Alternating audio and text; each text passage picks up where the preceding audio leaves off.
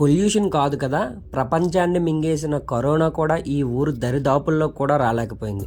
స్వచ్ఛమైన గాలి, నీరు, కలుషితం లేని ఆహారం, నిశ్శబ్దమైన వాతావరణం, ఇవన్నీ చూడాలి, ఎక్స్పీరియన్స్ చేయాలి అంటే 2018లో ఇస్కాన్ సంస్థకు చెందిన వేదాంత స్వామి ప్రతిపాదులు అలాగే వారి శిష్యులతో ఏర్పాటు చేసిన ఈ కూర్మ గ్రామానికి వచ్చేయండి. పూర్వకాలం మన దగ్గర ఏ టెక్నాలజీ లేనప్పుడు వ్యవసాయం ఎలా చేసేవాళ్ళమో మీకు తెలుసా?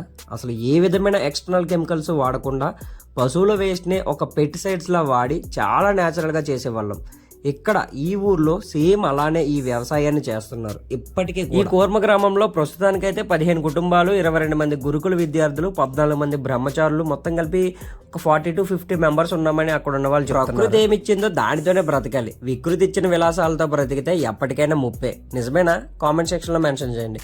ఫుల్ వీడియో డిస్క్రిప్షన్ లో పెట్టాను, please do watch it. That's it for today video. For more videos please subscribe Nani రత్నాల.